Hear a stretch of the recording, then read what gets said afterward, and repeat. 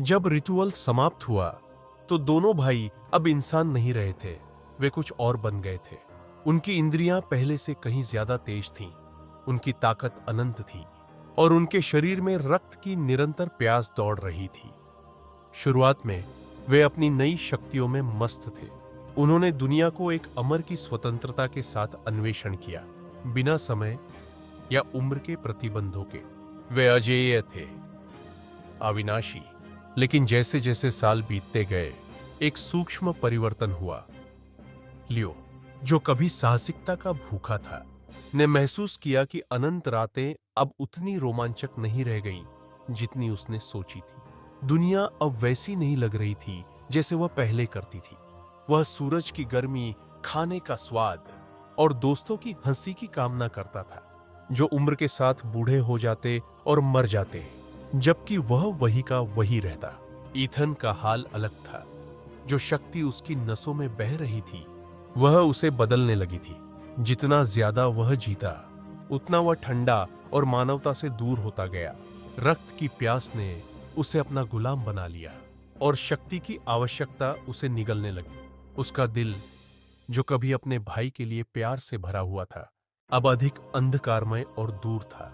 एक संध्या दोनों भाई जंगल में उस पुराने स्थान पर लौटे, वही जगह जहां वे बदल गए थे।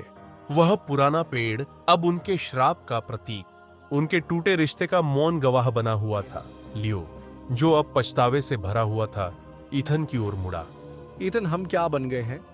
ईथन की आंखें, जो अब रात की तरह ठंडी थीं, सदियों की बर्फीली दृढ़ता से चमक रही थी।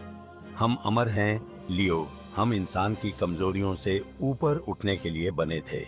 हम उस दुनिया से परे हैं जिसे तुम जानते थे। लियो ने सिर झुका लिया। उसके स्वर में निराशा थी। नहीं ईथन, ये वही नहीं है जो मैं चाहता था। मुझे यह नहीं चाहिए।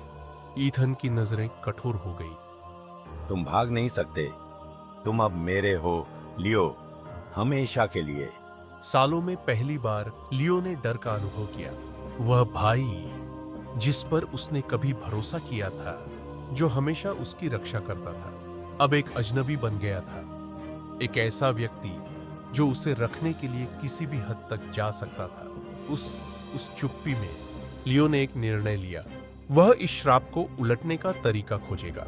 वह अब इस अमरता, इस अनंत भूख और इस निर्दयी श्राप को सहन नहीं कर सकता था। लेकिन ईथन को छोड़ना, अपने भाई को छोड़ना, उसके लिए बहुत बड़ी कीमत थी। चांदी की रोशनी में लियो मुड़कर जंगल में भाग लिया। उसका दिल डर और संकल्प से धड़क रहा था। उसे इस श्राप को उलटने का तरीका खोजना था। उसे अपनी अमरता की जंजीरों से मुक्त होना था। लेकिन ईथन, जो अंधकार से भरा हुआ था, उसे जाने नहीं दे सकता था। तुम मेरे हो, लियो। उसने गुर्राकर कहा। उसकी आवाज गुस्से से भरी थी। तुम मुझसे कभी नहीं भाग सकोगे। ईथन ने उसका पीछा किया। उसकी गति और ताकत बेजोड़ थी। उसका मन, जो कभी अपने भाई के लिए प्यार से भरा था, अब सत्ता की भूख से अंधा हो चुका था।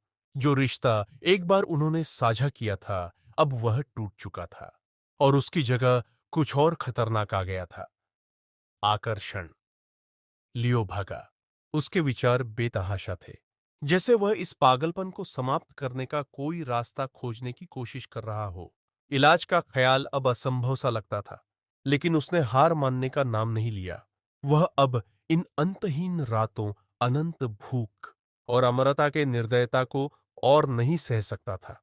उनकी कहानी रेवनब्रुक में एक किंवदंती बन गई, जिसे गांव वाले फुसफुसाते हुए बताते थे। दो भाई जो पिशाच बन गए थे, जो उस उपहार के कारण टूट गए थे जो उन्होंने खुद मांगा था। एक भाई अंधकार में खो गया, दूसरा भाई मुक्ति की तलाश में। यह सवाल हवा में खोश आ गया। क्या रक्त का संबंध टूट सकता है, या वे हमेशा के लिए अपने श्राप से जुड़े रहेंगे? ये तो सिर्फ समय हुए या समय की कमी ही बता सकती है। धीरे धीरे समय बीतता गया और दोनों भाइयों की कहानी लोगों को फर्जी कहानी जैसी लगने लगी।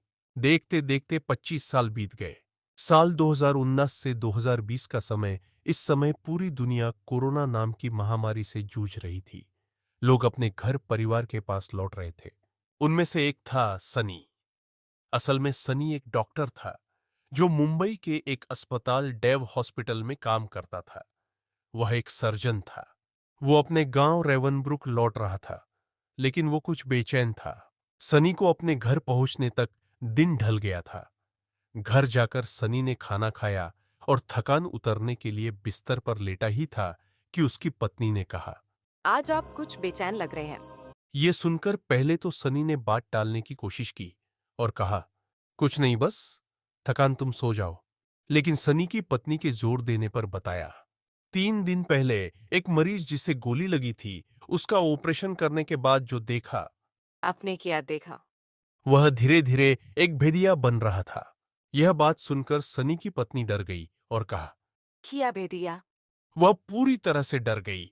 उसका डर देखकर सनी ने इस बात को मजाक में टाल दिया। लेकिन किया सनी सच में मजाक कर रहा था या एक बेट दिया था? जानने के लिए सुने आगे की कहानी। हमारे साथ कार्तिक द वेयरवुल्फ।